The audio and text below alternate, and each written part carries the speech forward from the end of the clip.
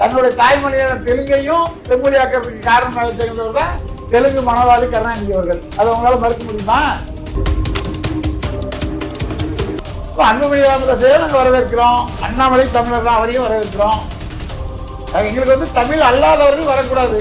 தமிழ்நாட்டில் தமிழர் ஆட்சி செய்ய வேண்டும். திமுகவிலேயே ராசா போன்றவர்களை முதலமைச்சராக்கலாம் நாங்கள் இரு கரங்குக்கு வரவேற்போம். தமிழகத்தில் தனித்து போட்டியிடக்கூடிய தனித்தன்மை உள்ள யாருடையும் கூட்டணி வைக்காமல் தமிழர்களுக்கு தமிழ்நாட்டில் ஆட்சி அமைப்பு என்று சொல்லக்கூடிய சீமான் அவர்களுக்கு தான் வாய்ப்பு அதிகம். அவர் தான் வரணும். 5 தலைவர்கள் கொள்கை தலைவர் வழிகாட்டி தலைவர் சொல்றாரு. ஆனா ஒரே ஒரு தலைவருடைய பிறந்தநாளுக்கு மட்டும் அவருடைய சமாதியில போய் மாலை வைக்கிறாரு. மற்ற 4 தலைவர்களுக்கும் ரூம்ல உட்காந்து கும்பிட்டு போட்டோ போஸ் கொடுத்துட்டு இருக்காரு. இதெல்லாம் வந்து மக்கள் ரசிக்கிற மாதிரி இல்லை. உண்மையாலுமே பெருந்தலைவர் காமராஜர் கொள்கை தலைவராக அவர் ஏற்றிருந்தார் என்றால் உடனடியாக திருத்தணி காமராஜர் பெயர் அந்த மார்க்கெட் பெயரிட்டு உடனே அறிக்கை வெளியிட வேண்டும். தேவைப்பட்டு நேரடியாக களத்துக்கு சென்று போராட வேண்டும்.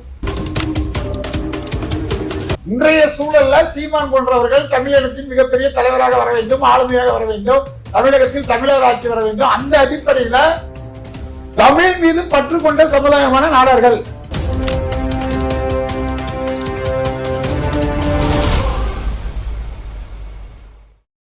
குக்கு செய்தி நேயர்களுக்கு அனைவருக்கும் வணக்கம். இன்னைக்கு நம்மளோட சிறப்பு நேர்காணல யார் கலந்துருக்காங்க பாத்தீங்கன்னா தமிழ்நாடு நாடார் சங்க தலைவர் முத்து ரமேஷ் நாடார் அவர்கள் தான் கலந்துருக்காங்க. வாங்க பேசுவோம். வணக்கம் ஐயா. வணக்கம் ஐயா. நல்லா இருக்கீங்களா? நலமா இருக்க. நீங்க நல்லா இருக்கீங்களா? ஏன் நீங்க நாடார் சங்கம் நாடார் எல்லாம் சேர்ந்து சீமான் அவர்களுக்கு ஆதரவு தரீங்க. இது காரணம் என்ன? சீமான் நாடாருன்றதுனாலயா? அப்படி சீமான் நாடான்றதுனால நீங்க ஆதரவு தரீங்கன்னா அவர் சாதி மதத்துக்கு அப்பாற்பட்டு தானே கட்சியை நடத்துறாரு. அது நீங்க எப்படி? அதாவது சீமான் நாடாருக்கிறதுக்காக நாங்கள் ஆதரவு கொடுக்கல.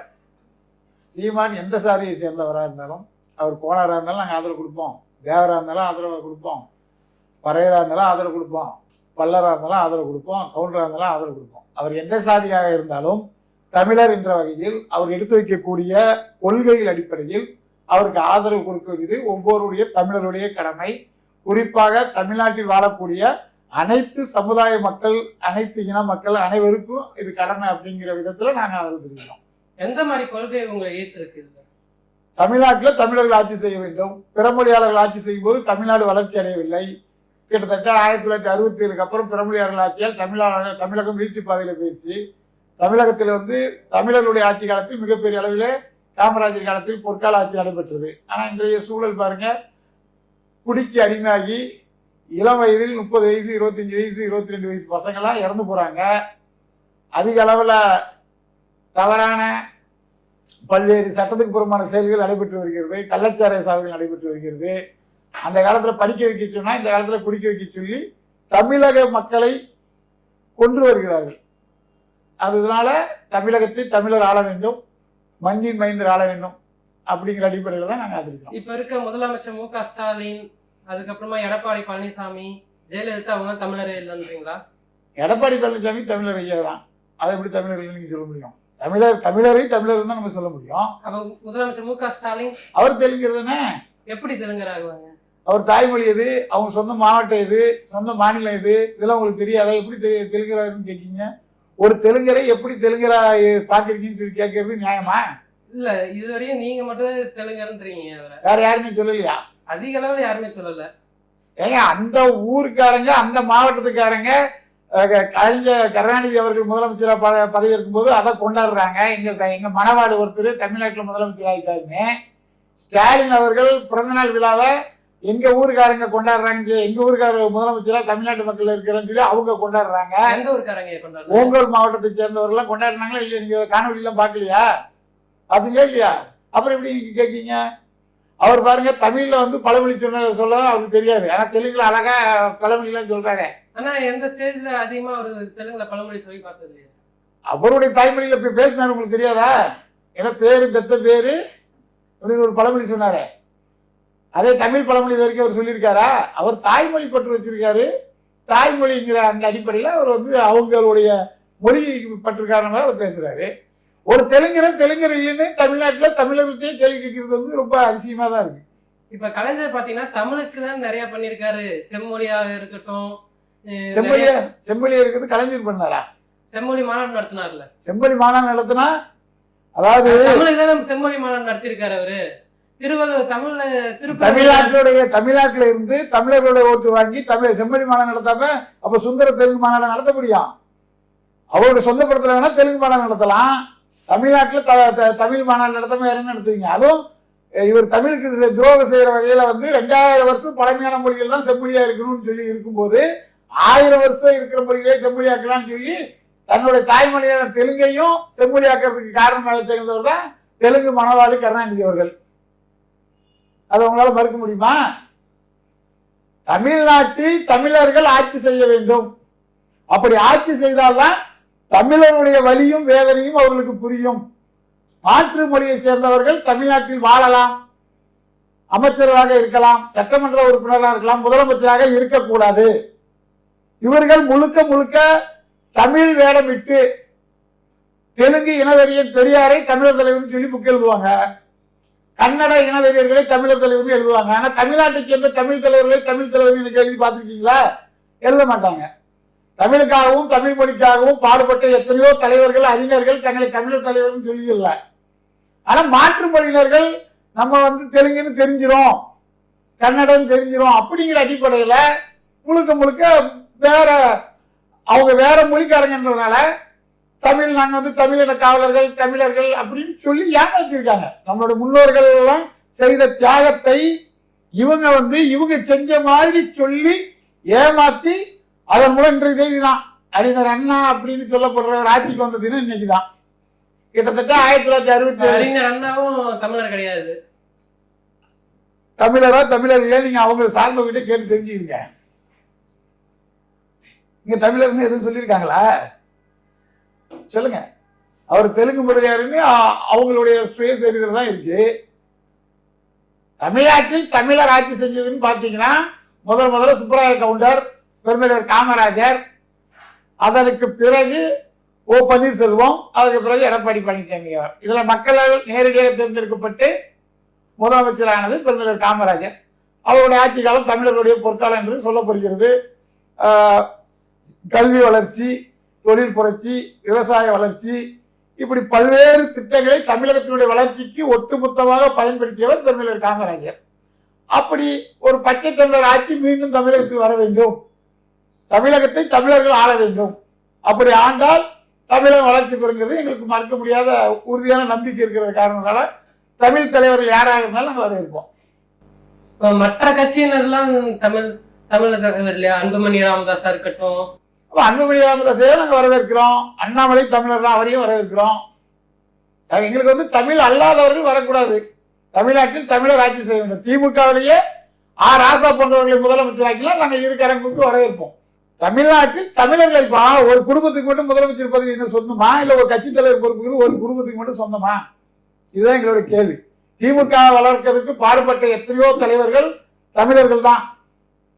ஆனால் இன்னைக்கு அதனால பயனடைகிறவர்கள் யாரு? அவங்களுடைய மக்கள் தொகை எவ்வளவு? அவங்களுடைய சட்டமன்ற உறுப்பினர்கள் எண்ணிக்கை எத்தனை? நாடாளுமன்ற உறுப்பினர்கள் எத்தனை? அமைச்சர் பதவி எத்தனை? இதெல்லாம் நியாயமா? இதே தமிழ்நாட்டில் 5.6% இருக்கக்கூடிய தெலுங்கர்கள் இந்த அளவுக்கு கோலாச்சுறாங்க. ஆனால் தெலுங்காவில் ஆந்திராவில் 5.8% இருக்க தமிழர்கள் அங்க ஒரு வார்டு கவுன்சிலர் கூட ஆக முடியல. நம்ம அங்க போய் அரசியல் பண்ணல, தொழில் பண்றோம், அந்த மக்களுக்கு சேவை செய்யறோம். ஆனா ஆட்சி அதிகாரிகளை பிடித்து விட்டு அந்த மக்களுக்கு துரோகம் செய்யக்கூடிய வேலையை தமிழர்கள் செய்ய மாட்டார்கள். ஆனா தெலுங்கர்கள் தொடர்ந்து இந்த வேலையை செய்து தமிழக மக்களை ஏமாற்றி தமிழர்களுடைய முதுகில் சவாரி செய்வது வாடிக்கையா இருக்கு. ஆனா இன்னைக்கு தமிழர்கள் மிகப்பெரிய அளவில் விழிப்புணர்வு ஆகிட்டாங்க. தமிழ்நாட்டில் இனிமேல் தமிழர்கள் ஆட்சி தான் நிச்சயம் வரும் அப்படிங்கிறது எங்களுக்கு நம்பிக்கை. 2026 தேர்தல்ல தமிழர் ஆட்சி, அப்ப தமிழர்னா சீமான் வருவாரு, அப்படின்னா அண்ணாமலை வருவாரு. தமிழ்நாட்டில் தமிழர் ஆட்சி, அண்ணன் சீமான் வந்தாலும் எங்களுக்கு மகிழ்ச்சி, அண்ணன் அண்ணாமலை அவர்கள் வந்தாலும் மகிழ்ச்சி, அண்ணன் எடப்பாடி பழனிசாமி அவர்கள் வந்தாலும் எனக்கு மகிழ்ச்சி. இப்ப உங்க நாடா சங்கம் அண்ணன் அன்புமணி ராமதாஸ் வந்தாலும் எங்களுக்கு மகிழ்ச்சி. நாங்கள் தமிழர்கள் வகையில யார் வந்தாலும் தமிழர்கள் வர வேண்டுங்கிறதுல உறுதியா இருக்கும். உங்க நாடா சங்கத்தின் சார்பா யாரை நீங்க ஆதரிக்க போறீங்க இந்த 2026 தேர்தல்? நாடார் சங்கங்களை பொறுத்தளவுக்கு தமிழ்நாட்டில் நாங்க ஒரு 15% இருக்கக்கூடிய சமுதாயம் என்று நினைக்கிறோம். தமிழ்நாட்டில் 36 தொகுதிகளில் நாடார்களுக்கு வாய்ப்பு வழங்க வேண்டும். அதன் அடிப்படையில் எந்த கட்சி எங்களுக்கு அதிகமாக முன்னுரிமை கொடுக்கிறதோ அவர்கள் தமிழர் சார்ந்து யார் முக்கியத்துவம் கொடுக்காங்களோ அவர்களை நாங்கள் ஆதரிப்போம். அதாவது குறிப்பா எங்க சமுதாயத்துக்கு உரிய பங்கு வரணும். அந்த பங்கு எந்த கட்சி வழங்கினாலும் அவங்களை ஆதரிக்கிறதுக்கு நாங்க தயார். எந்த கட்சி உங்களுக்கு ஆதரவு தர மாதிரி இருக்கு? இப்போ அது எலெக்ஷன் டைம்ல தெரியும். இப்போ கொள்கை ரீதியாக தமிழர்கள நாங்க அண்ணன் சீமானியை ஆதரிப்போம், ஐயா அன்புமணி ராமதாஸ் அவர்களையும் நாங்க ஆதரிப்போம், யாரை வேணாலும் ஆதரிப்போம், அது பிரச்சனை கிடையாது. ஆனால் அரசியல் பங்குங்கிறது முக்கியம் இல்லையா?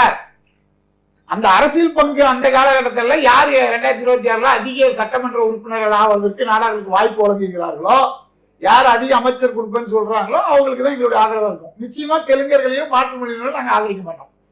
இப்ப தமிழர் முதலமைச்சரானா உங்களுக்கு ஓகேன்றீங்க. அன்புமணி ராமதாஸா இருக்கட்டும், சீமானா இருக்கட்டும், அண்ணாமலையா இருக்கட்டும், இது திருமாவளவன் வந்தாலும் உங்களுக்கு ஓகேங்களா? கண்டிப்பா, அது எந்த மாற்று அவருக்கும் நீங்க ஆதரவு. ஆராசா வந்தாலும் நாங்க வரவேற்கிறோம் சொல்லியாச்சு. உங்களுக்கு புரியுதா? ஆராசா திமுகவில் முதலமைச்சர் வேட்பாளர் சொன்னா நாங்க திமுக கூட ஆதரிக்கிறதுக்கு தயார் தான். தமிழ்நாட்டில் தமிழர் ஆட்சி வேண்டும், அவ்வளவுதான். எங்களை நாங்களே ஆள வேண்டும், பக்கத்தில் இருந்து வரக்கூடியவர்கள் ஆளக்கூடாது.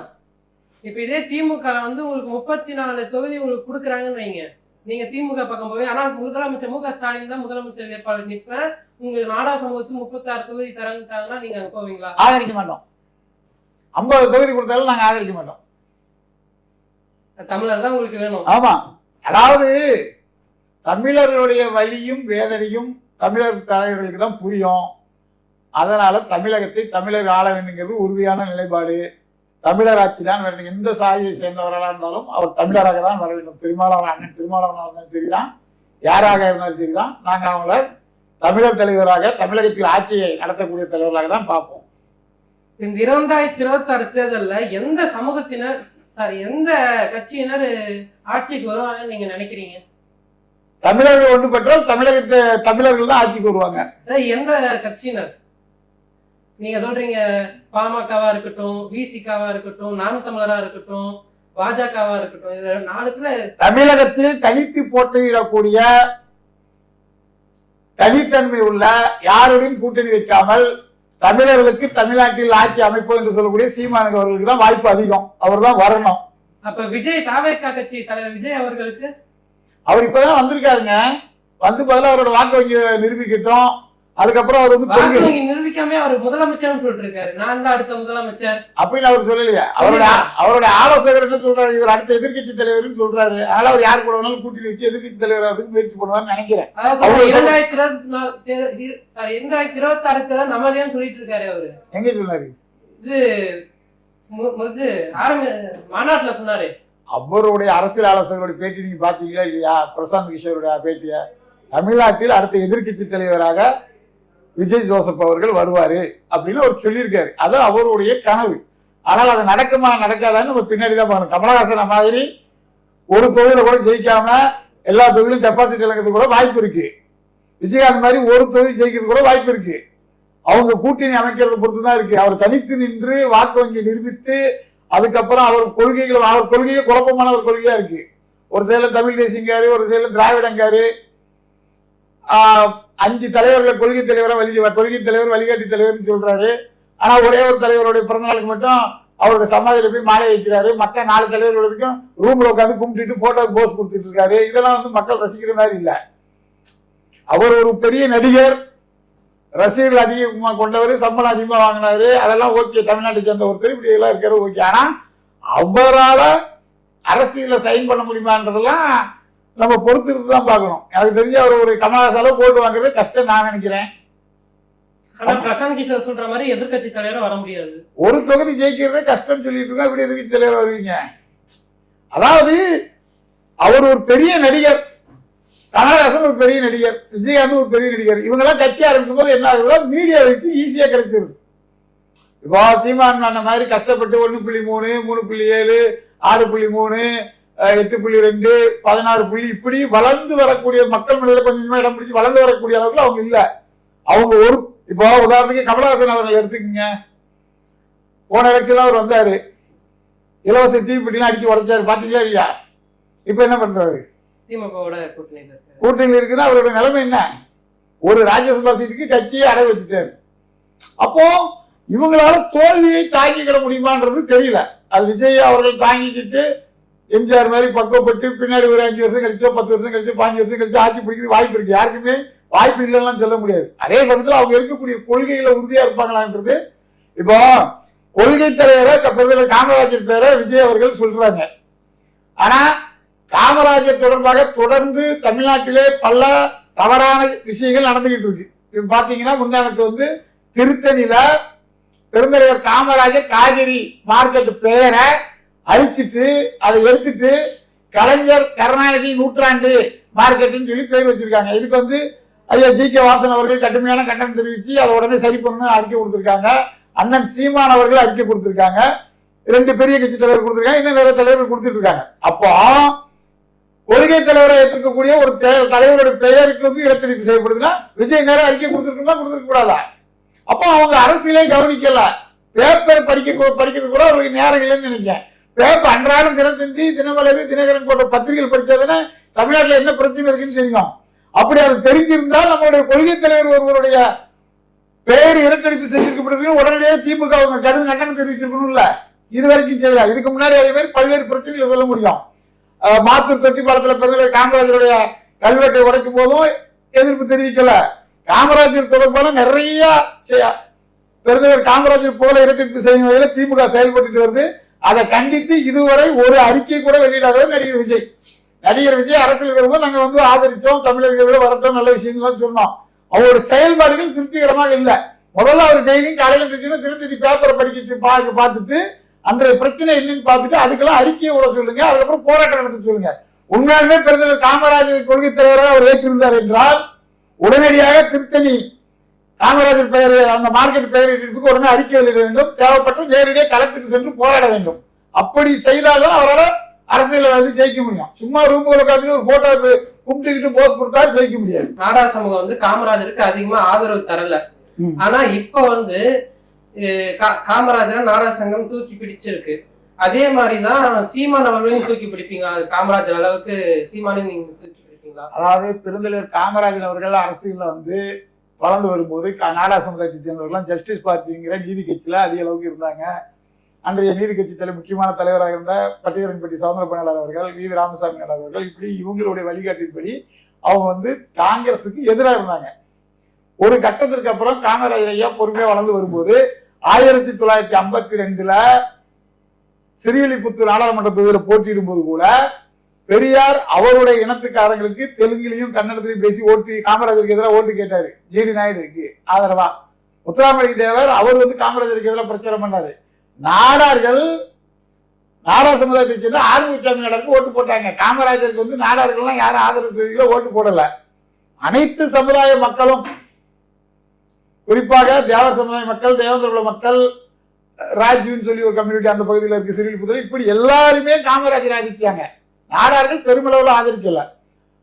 ஆனால் அவருடைய அரசியல் நேர்மை, தூய்மையான ஆட்சியால், மக்கள் மத்தியில் அவர் செய்த தொண்டால் அவர் அனைத்து சமுதாய மக்களுடைய ஆதரவையும் பெற்றுதான் அவர் முதலமைச்சர் ஆகிறாரு.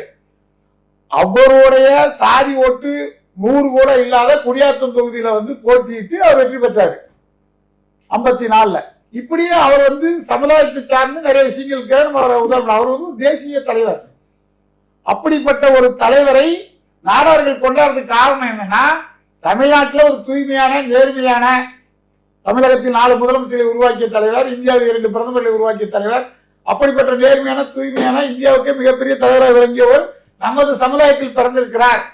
அது நமக்கு பெருமை. அப்படிங்கிற அடிப்படையில் தான் நாடார் சங்கங்கள் காமராஜரை மிகப்பெரிய அளவு கொண்டாடுறாங்க.